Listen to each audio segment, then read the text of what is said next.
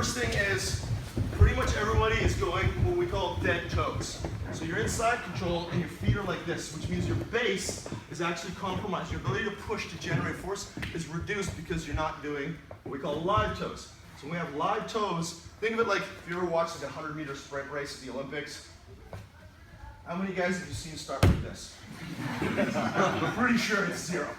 So if you want to generate force towards your opponent, live toes. That doesn't mean you have to have live toes always. A simple example would be if I'm inside your closed guard and I want to get my center of gravity nice and low, I'm going to go dead toes. I'm going to sit on my feet. Same thing if I'm mounting you. I don't want my toes out like this. But in side control, if I want to be able to generate force towards my opponent, I need the balls of my feet on the mat so that I can push with my legs. That's the first thing. Second thing is, as far as the grip goes, I'm noticing a lot of you are pushing the arm across like that and then trying to create this turn, which is kind of, it's violating the internal rotation principle. This is not a ratchet, right? Like if you're trying to turn a ratchet to turn a screw, you don't go that way, right? You just rotate it down. So I'm blocking this either with my bicep or my forearm, and I'm pushing this like I'm trying to put it behind his back.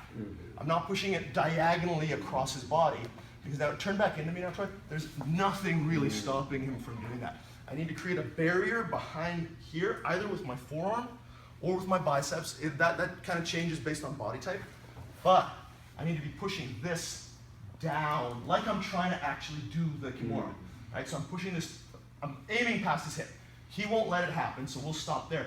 But once he does, I don't want to start coming up, because that is not internally rotating his shoulder. I need to push down, and I start to push up with just this. It's hard to perceive. If you need to feel it, just grab me and I'll do it. But this is pushing down, this is pushing up.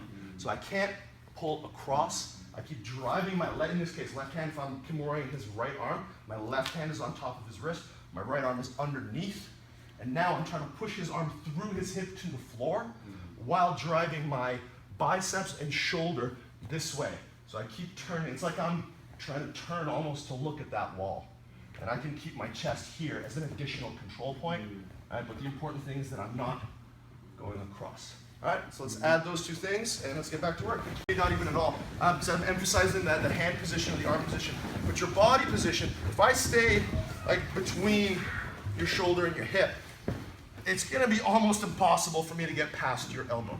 So as I gain the Kimura grip, I do need to adjust myself so that I'm at roughly a 45-degree angle to your shoulder, and I'm moving past your shoulders.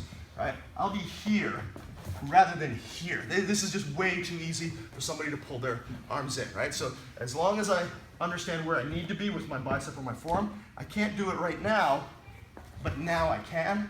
So just adjust your angle. Just in case anybody asks why I'm posting my foot here, I've got a really sore kind of bruise on my knee, so I'm trying to stay off it. This is not a critical part of it, just what I'm doing for today. Right? But it's not wrong. Knee down, knee up, doesn't really matter as long as I'm at roughly a 45-degree angle. It's this wedging motion, like if you go to run back in, I can always back it up with my biceps. So as long as I get enough rotation here, that's what's stopping him. But if he gets back, his back flat, then my bicep is stopping him.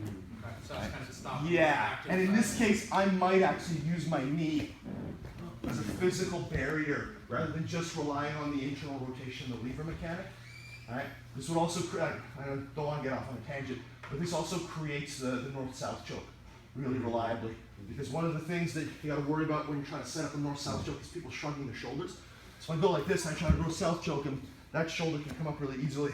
But if I block, now I can set up the north-south choke much better, which is like a whole other thing. But all right, so